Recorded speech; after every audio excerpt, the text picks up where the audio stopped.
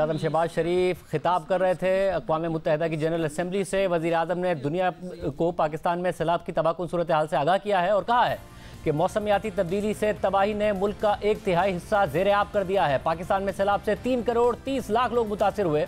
40 दिन और 40 रातों तक ऐसा सैलाब आया जैसे दुनिया ने कभी नहीं देखा था। पाकिस्तान के लोग पूछते हैं कि उनके साथ ये क्यों हुआ है। वज़ीर-ए-आज़म ने मजीद कहा कि मेरा दिल और दिमाग इस वक्त भी पाकिस्तान में है जो सैलाब से मुतासिर है। कोई नहीं समझ सकता कि हम किस वक्त से गुजर रहे हैं। मैं यहाँ सबको बताने आया हूँ कि पाकिस्तान किन हालात से गुजर रहा है। वज़ीर-ए-आज़म शहबाज शरीफ ने मजीद कहा कि 650 औरतों ने सैलाब में बच्चों को जन्म दिया है। इब्तिदाई अंदाजे के मुताबिक 40 लाख एकड़ फसल तबाह हो गई है। आलमी दर्जा हरारत में इजाफे के ऐसे असरात पाकिस्तान ने कभी नहीं देखे। ग्लोबल वार्मिंग की वजह से पाकिस्तान इस वक्त दुनिया का गर्म तरीन मुल्क बन गया है। पाकिस्तान में सैलाब से तबाही की फर्स्ट हैंड मालूमात आप तक पहुंचाने आया हूं। हकीकत यह है कि पाकिस्तान में तबाही यहाँ के लोगों की वजह से नहीं हुई है। जो पाकिस्तान में हुआ है वो पाकिस्तान तक महदूद नहीं रहेगा। जो पाकिस्तानियों के साथ हुआ है पाकिस्तानी उसके जिम्मेदार नहीं हैं। पाकिस्तान का ग्लोबल वार्मिंग में हिस्सा ना होने के बराबर है। इसलिए दुनिया से मौसमियाती इंसाफ की उम्मीद लगाना गलत ना होगा। मेरा सवाल है कि क्या हम इस बहरान में अकेले रह जाएंगे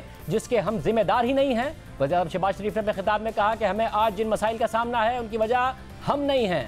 सेक्रेटरी जनरल अक़वाम मुत्तहिदा और इन तमाम रहनुमाओं का शुक्रिया जो इस मुश्किल घड़ी में हमारे साथ हैं। परेशानी यह है कि जब कैमरे चले जाएंगे तो हम बहरान से निपटने के लिए अकेले रह जाएंगे। इस सैलाब की वजह से तकरीबन 11 मिलियन लोग सतह गुर्बत से नीचे चले जाएंगे। वज़ीर-ए-आज़म ने मसला कश्मीर से मुतालिक कहा कि भारत समेत तमाम हमसाया ममालिक से पुरअमन ताल्लुकात चाहते हैं। खित्ते में मुस्तहकम अमन के लिए मसला कश्मीर का हल ज़रूरी है। मकबूजा कश्मीर में भारत के गैर कानूनी एकतरफा इक़दामात से अमन अमल मुतासिर हो रहा है।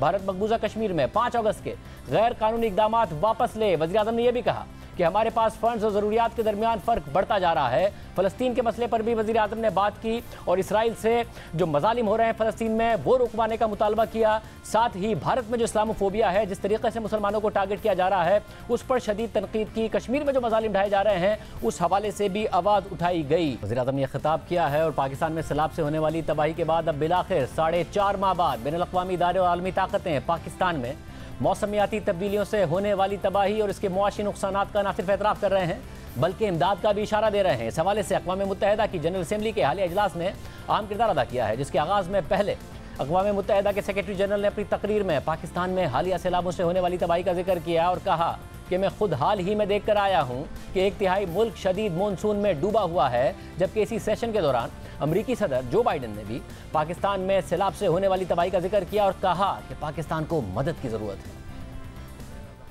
इससे पहले आज अमरीकी टीवी ब्लूमबर्ग को दिए गए इंटरव्यू में वज़ीर-ए-आज़म शहबाज शरीफ ने कहा कि पाकिस्तान को वबाई अमराज और दीगर खतरे लाहक हैं, जबकि पाकिस्तान जिस मदद की अपील कर रहा है और बदले में जो मिल रहा है उसमें बहुत फ़र्क है। इंटरव्यू में उन्होंने मज़ीद कहा कि हमने यूरोपीय ममालिक और दीगर लीडरान से कहा है कि हमें पेरिस क्लब के ममालिक से कर्ज़ की अदायगी मुअत्तल करने में मदद करें। अगर हमें अभी मुनासिब रिलीफ नहीं मिलता तो दुनिया कैसे सोच सकती है कि हम अपने पैरों पर खड़े हो सकेंगे। ये बिल्कुल नामुमकिन है। पाकिस्तान का माहौलियाती आलूदगी में किरदार 1% से भी कम है, मगर मुतासरीन में पाकिस्तान टॉप 10 ममालिक में से एक है।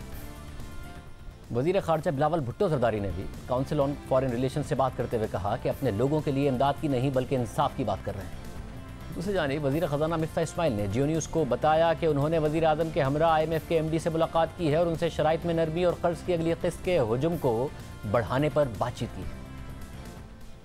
वज़ीर-ए-आज़म पाकिस्तान के साथ हमने IMF की MD से मीटिंग करी है।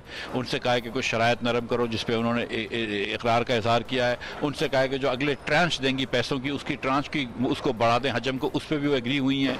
लेकिन काफ़ी अभी उसमें बातचीत बाकी है। वर्ल्ड बैंक से भी ये बात हुई है। वर्ल्ड बैंक वालों ने आज सुबह मेरी और भी बात हुई है वर्ल्ड बैंक से, तो मज़ीद इंशाअल्लाह ताला इस साल में हम 2 बिलियन तक वर्ल्ड बैंक से ले लेंगे। इस वक्त प्राइम मिनिस्टर साहब का निकलना और मेरा निकलना बहुत मुश्किल था और हम प्राइम मिनिस्टर साहब मुझे फिर भी कह रहे थे कि मेरा दिल नहीं हो रहा जाने का।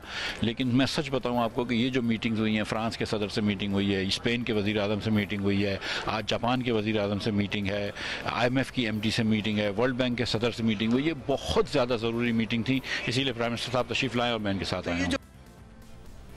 जैसे ही कर्ज़ों की अदायगी मौखर करने का मुतालबा सामने आया तो पाकिस्तान के बैनुल-अक़वामी बॉन्ड्स क्रैश कर गए और फिर वज़ीर ख़ज़ाना मिफ्ता इस्माइल ने वाज़ेह किया कि माहौलियाती तब्दीलियों की वजह से होने वाली तबाही के नतीजे में हम पेरिस क्लब और दीगर ममालिक से कर्जों की अदायगी में रिलीफ का मुतालबा कर रहे हैं, मगर कमर्शियल बैंक्स के कर्जों और पाकिस्तान के यूरो बॉन्ड्स पर आइंदा होने वाली अदायगियों पर ना तो हम रिलीफ का मुतालबा कर रहे हैं और ना ही हमें इसकी ज़रूरत है। हमें पाकिस्तान के बॉन्ड्स पर इस साल दिसंबर में $1 अरब की जो अदायगी करनी है वो हम वक्त पर और मुकम्मल तौर पर करेंगे। हम हमेशा अपने तमाम कमर्शियल कर्जों की अदायगी करते आए हैं और करते रहेंगे। हमारे यूरो बॉन्ड्स का टोटल कर्जा $8 अरब है और इसकी अदायगी हमें 2051 तक करनी है। ये कोई बड़ा बोझ नहीं है। हमारे कर्ज का बड़ा हिस्सा दोस्त ममालिक की तरफ से है और दोस्त ममालिक ने कहा है कि वो अपने कर्ज को री रोल कर देंगे। दूसरी जानिब वर्ल्ड बैंक के नायब सदर की हाल ही में पाकिस्तान में वज़ीर तवानाई खुर्रम दस्तगीर से भी मुलाकात हुई है, जिसमें उन्होंने कहा है कि आलमी बैंक मौजूदा और नए मंसूबों के जरिए सैलाब से मुताल्लिक $1 अरब 70 करोड़ तक इमदाद फराहम करने का इरादा रखता है। इस वक्त न सिर्फ पाकिस्तान बल्कि बैनुल अक़वामी इदारे भी पाकिस्तान में सैलाब से होने वाले मुआशी नुकसान के पेश नज़र कर्ज की शराइत में नरमी का मुतालबा कर रहे हैं।